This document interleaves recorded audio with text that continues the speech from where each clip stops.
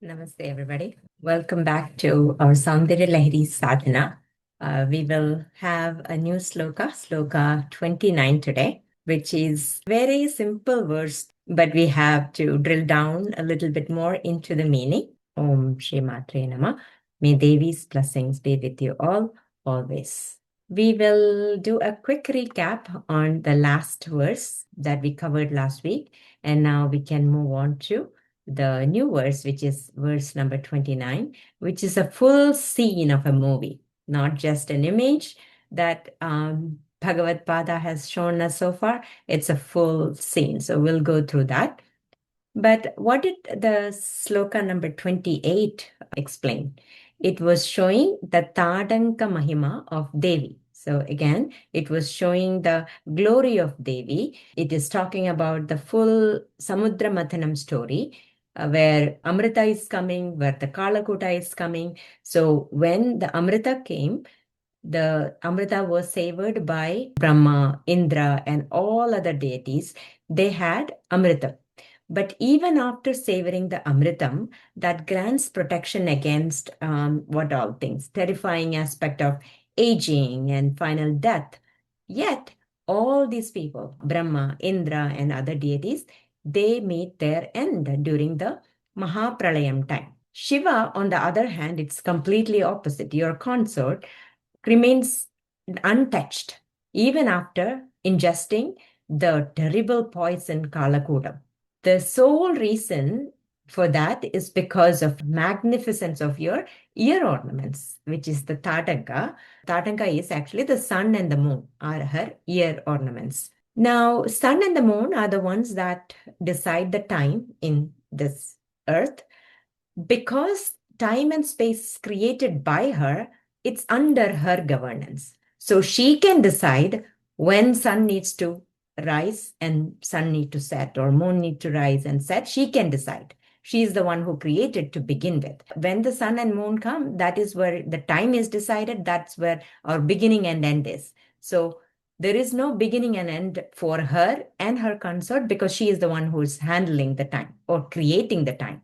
So that is the reason. Because of her Tatanka, or because of the glory of her Tatanka, is why Shiva is Mrityunjaya, the one who defeated death. So that is what the last sloka was. And now our new sloka. Kiridam Vairinjam Parihara Pura Kaidababhidaha Kathore Kotire Skalasi Jehi Jambhari Makutam Pranamreshveteshu Pranamreshe Edeshu become Pranamreshvedeshu Prasabhamupayatasya bhavanam Bhavasyabhyuthane Tava Parijanoktir Vijayate. So before we go into the word meaning, I want to talk about a summary first. So this sloka is giving a snippet of Bharatiya Sanskriti or Indian culture, where when husband comes home, wife goes to him to show the reverence, love, devotion, etc.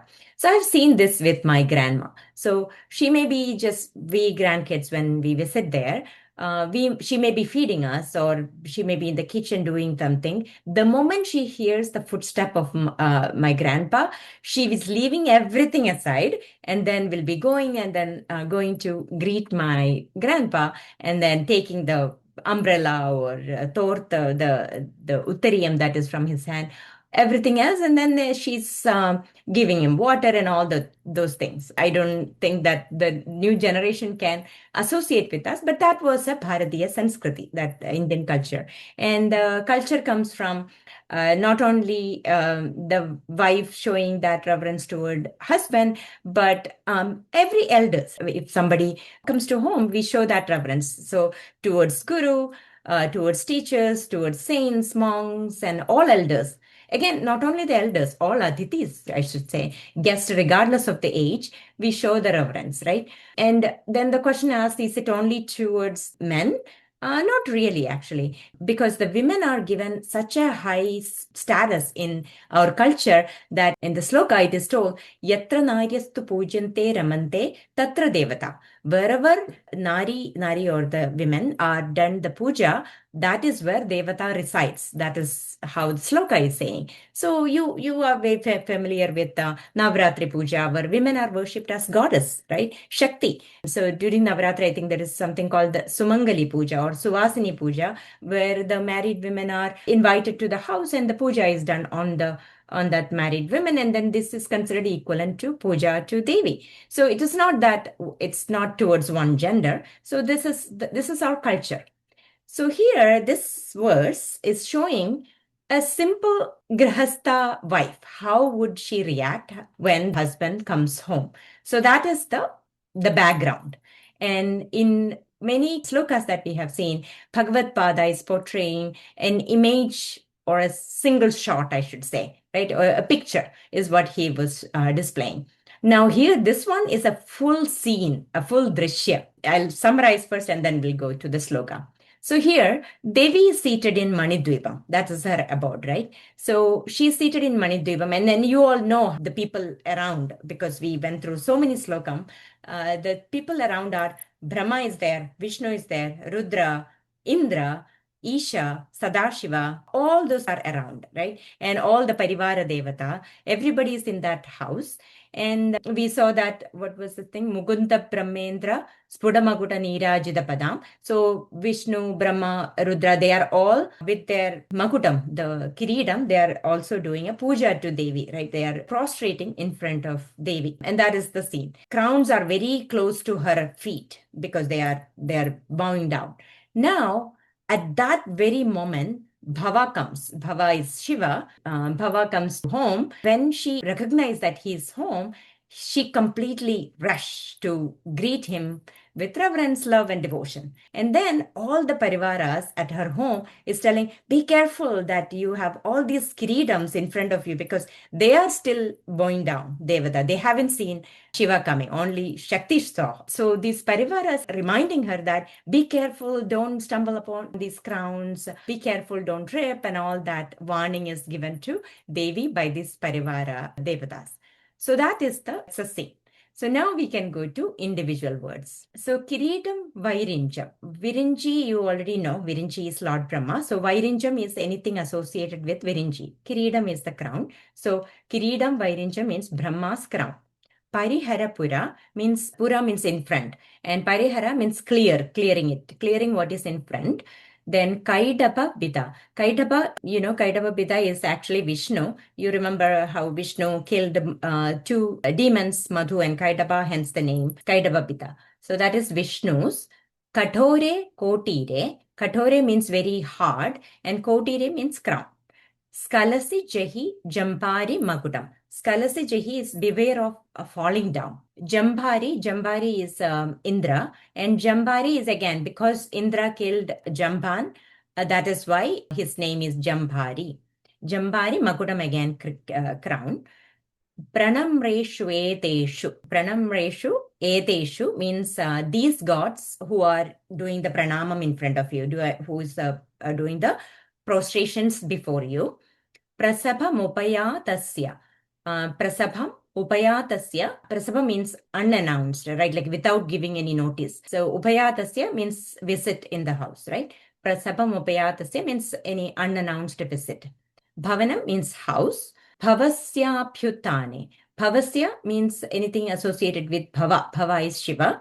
Aphyuthane. Uthana means to lift or getting up. Politely getting up to welcome Shiva. That's what it means. Tava is yours. Parijana means her attendants, the Parivara Devatas at her house is what the Parijana. Vijayate, they are saying, hail you. One more time. Kiridam Vairinjam, Parihara Pura Kaidapabita, Kathore Kotire, Skalasi Jahi Jambari Makutam. So all these three people, like Brahma's Kiridam and Kaidapa Pita, Viṣṇu's Kiridam, and then Jambari Makutam, Jambhari's Kiridam, which is Indra's Kiridam. Everything is there. So the Parivara Devatas, her attendants are saying, careful that you are not going to be stumbling upon those kiridam, because her feet is so delicate, so don't get hurt, right? Why is she getting up? Because Bhava has come. Shiva has arrived into her Bhavanam, Manidvipam. In the Manidvipam, Chintamani Grihe, we went through those shlokas. So in that Bhavanam, Bhava has arrived. So you getting up immediately, rushing to see him or greet him. So be careful of all those Makutam. So that's kind of the word meaning. So let's see the full meaning. While Brahma, Viṣṇu, Indra, and other deities bow before you in reverence, your consort Bhava, Shiva, unexpectedly arrives at your abode, Manidvipam. Eager to greet him, you rush towards him, but your attendants urge you to be cautious of the hard crowns worn by Virinji, Brahma, Kaidababhita, Viṣṇu, Jambhari, Indra, prostrating at your feet as you might stumble upon them. So that is the sloka. Even though there are tough words, it's a very simple idea that a wife is going to greet the husband when husband is coming home. That's as simple as that.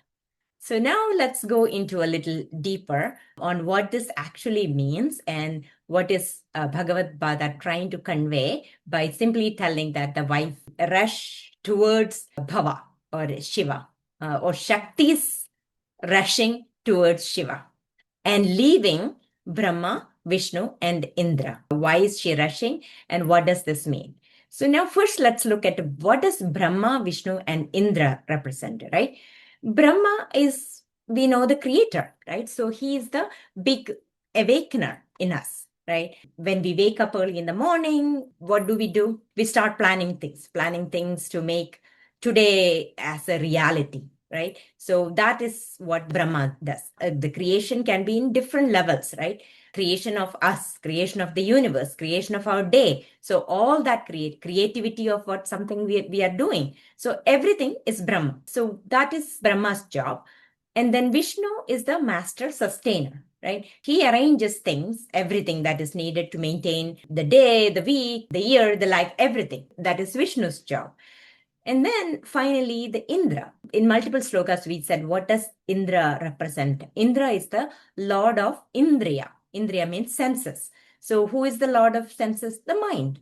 The mind is the one that rules over our senses, because all the senses give the information to the mind, and then mind will say, okay, is this good or that good? And then make a decision. And it hand it over to the buddhi part of mind and they make a decision. Some decisions are good, some decisions are bad. When they are bad, we go into dukkha. When good thing comes, we get sukha. And that is what life is. Life is full of planning, full of sukha and dukkha, right? So if you look, these Brahma, Viṣṇu, Indra are all representing in the material plane, material life, right? So we also mentioned when we talked about the full universe, creation of the universe, we said devatas are the ones that represent a guna. When we pray to the devata for a particular thing, they are whatever gunam that devatas represent, we get that guna. So devatas are there to give us that material benefits, right? And in a few verses back, we saw that these devatas have a beginning, a middle, and an end. What does this also mean? All the material things that we right now have, material things, anything, any people, any relationship, everything that you can think of that we get in life, that one has beginning, it has end too, right? So nothing is permanent. We saw that. So this is what it represents. So Brahma, Viṣṇu, Indra, and all that devata represents guna. And the guna is limited also, right? There is nothing that gives us everything, right? So these are limited guna, time and space, everything is limited. So this is again representing the material life. When the spirituality knocks at the door, what would you do? Which one would you attend to? Would you attend to the room full of devatas promising all that material pleasures, or the other room which is going to offer that ultimate shanti or eternal? Because we said Shiva is eternal, right? Are we going to attend that Shiva which is going to provide us that ultimate peace, shanti, or the one that the material pleasure?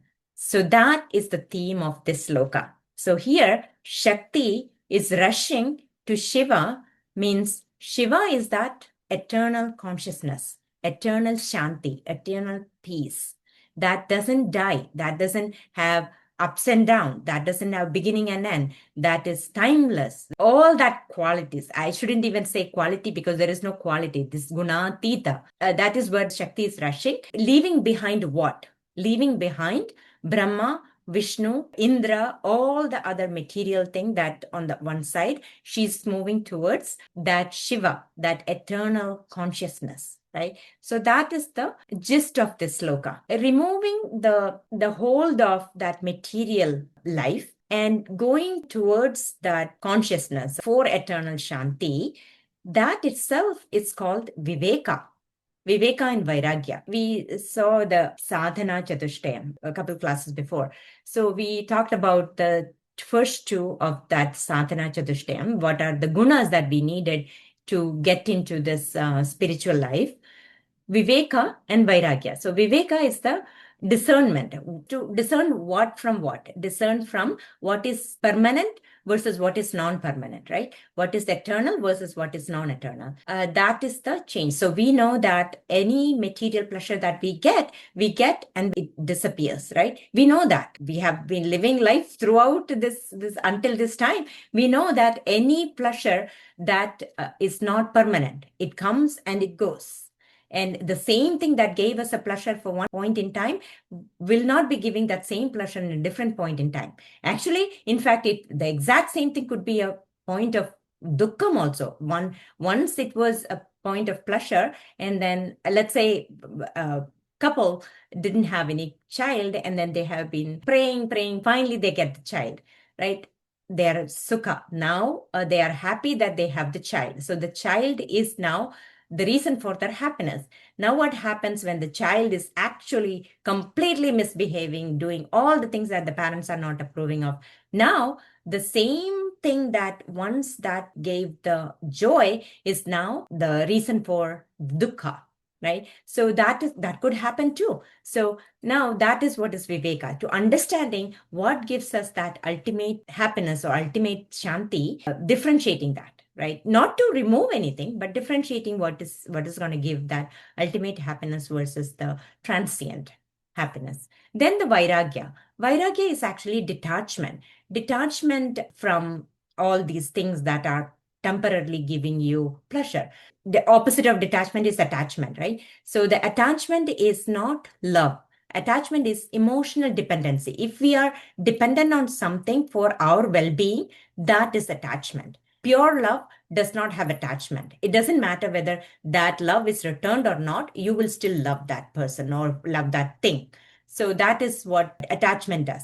We are not telling to remove that thing that is giving us happiness, but to remove the attachment to it. That's Vairāgya. So you will continue to have just enjoy the benefits, but don't get attached. Your well-being is not depending on that thing or the people or the relationship.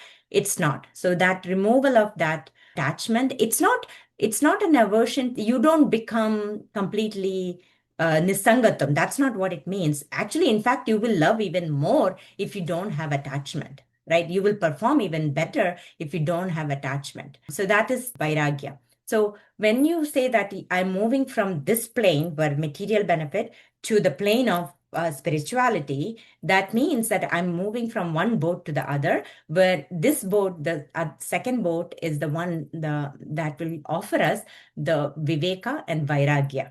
So think of like this is two boat. Right now we are in the materialistic boat. So now you have to move. It is very difficult to go from one boat to the other, right? Again, first of all, we can't put the legs in both the boats, right? You know what will happen if like it's done like that. So you have to put the leg in the spirituality boat. What happens there is that in spirituality, the material benefit will happen automatically. It's just that you have Vairāgya with all those things, right? You will still get the materialistic benefit, but your attitude towards that would change. So that is kind of the gist of this verse, differentiating materialistic life and spiritual life. That is what it is saying, that because Shakti, if we can consider us as a Shakti moving towards when that spiritual call comes, when Bhava comes, we are moving towards that, and that we need Devi's grace for that. Even to proceed to the spiritual life, we need Devi's grace, right? But when that call comes, moving to that direction, leaving this one, I know it is very tough to leave that life, but once you make that move, that one is actually promising both material and spiritual benefits. But in that place, our attitude slowly change, which is the attitude of Viveka and Vairāgya. So with that, we will be ready. Once we have those qualities, we will be ready for the Vedanta to get the Jnana.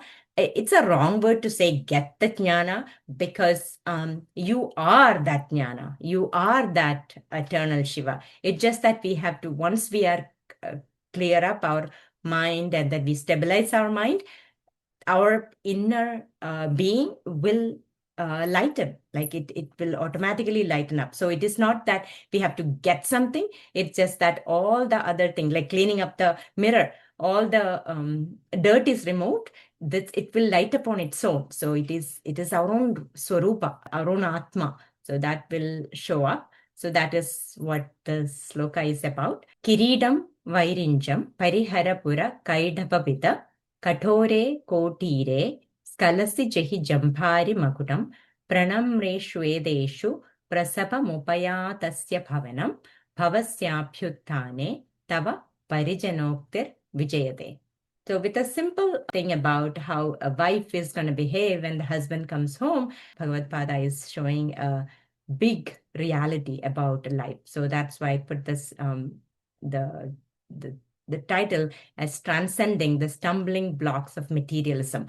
So stumbling blocks are these crowns of Brahma, Viṣṇu, and Indra. And this is also showing the traveling of the Kundalini Shakti from our lower plane to all the way to higher plane. It's not just one jump from one boat to the other boat. It's not like that, right? It's a slow progression. So we start from fully materialistic plane at the base of Mooladhara, and slowly we transcend each level, and then finally reach the Sahasrara Padma, right, where we are merging with Shiva. And you might have also heard in Shaktiya, in Kundalini, when we were talking about Kundalini Shakti, we also talked about even in those Adhara Chakra, there are 3 Granthis.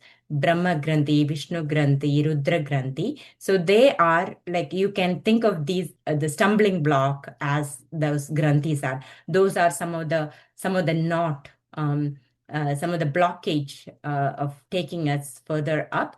But once we transcend, we remove those blockages, when we transcend over those chakras, so we finally reach Shiva at the Sahasrara Padma. So that is what is mentioned here. There were a couple things that I want to cover before we do the sadhana. So one is about the prayoga. I completely forgot about mentioning that prayoga. So it is about the Tatanka Mahima. So the sloka, the reminder that she is wearing the sun and the moon, and she is actually the reason why the fearsome poison of Kalakuta did not impact Shiva. She was holding the neck of Shiva, and that's how the Kalakuta spread on his neck, and that's how white Shiva, he was Karpura Gauram. His neck only turned into blue colors, and that's how Shiva got the name Nilakantha. So how Devi is protecting Shiva is the gist of that sloka. Now, the prayogas are, again, materialistic benefit are all the prayogas of this 100 slokas. So this particular one, the reason why I said I will tell you is that this is something used to chant if spouse is in a critical situation, like, like they are in the hospital for something major illness, or something very tough is going through your spouse. So this sloka is going to relieve that. And I have heard this from many people that it has helped them as well. That those are the place where we feel like there is no support, right? Like, there are moments in life where we feel that there is no help. And at that moment in time, this sloka, chanting this sloka can give the support, and also it's supposed to be bringing back them to life. That's the prayoga of that. So I just thought I will tell that. And then the other thing is about a question that I received about arpanam. Arpanam, what is actually the meaning of arpanam, right? Uh, that we mentioned last, not the last one, the verse 27, we mentioned that Ishvara Arpana Buddhi, like Japo Jalpa Shilpam, everything that we do on a daily life, keep doing as a surrender to her, as an arpanam to Devi. So what does it actually means, right? So if we double click to that meaning of that, so I'll give you just one simple example, right? So if let's say you have an old car which you are trying to donate or exchange or something, and then one of your friends comes, and then your friend needed a car, and then he just came by, he didn't have any resources, so you kind of say that, okay, you can have that car, so you give that car to your friend. So now you already gave the car to your friend. Now would you worry about cleaning the car, oil change, like all that thing about the car? Will you worry about that anymore? Normally you wouldn't, right? Because now your friend is the owner of the car, so he or she will have to take care of the car. So similarly, if you do the arpanam of something to Devata, like let's say you are going through a tough situation, the task is done, and then you do the complete surrender to Devi of that task. Now, if you once you do the arpanam, you gave it to Devi. So now who should worry about that? Devi should worry about that, which means once you do the arpanam, you are devoid of anything associated with that task, right? So, for example, if I finish the class and I say that Sarvam Jagadambika Padara Vindarpanamastu, I do the arpanam of the entire class to Devi, right? Should I worry about, did the people understand the class? Did they like it? Did they all that worry, should I be any more worried about? No, because I already did the entire thing to Devi. So now it is her job to do all the worry about, if at all there is anything good, the bad, the ugly, the worry, everything, it's her responsibility. So that's how the attitude that we should have when we say the samarpanam. If you are doing an act and then you get the result, I'm not saying that just throw away the result. It's just that the mental how your mental state is the one that is different here when you do the arpanam, right? So you do the work, you get the money. I'm not saying that like the money you should throw away. That's not the meaning. It's just that you are doing the mentally, you are telling everything belongs to Devi. That's all, right? But if there is any more worry, or even the extreme happiness of something, everything is you're giving to Devi. So let her figure that out, or your Ishtadevata, whoever. So that's kind of the the gist behind the word arpana. Hopefully that is helpful. किरीडं वैरिञ्जं परिहरपुरकैडभविदः कठोरे कोटीरे स्खलसिजहिजं वारिमुकुटं प्रणम्रे श्वेतेषु प्रसभमुपयातस्य भवनं भवस्या बुद्ध्याने तव परिजनोक्तिर्विजयते। Om Shri Matre Namah. Sarvam Shri Jagadambika Padaravindarpanamastu.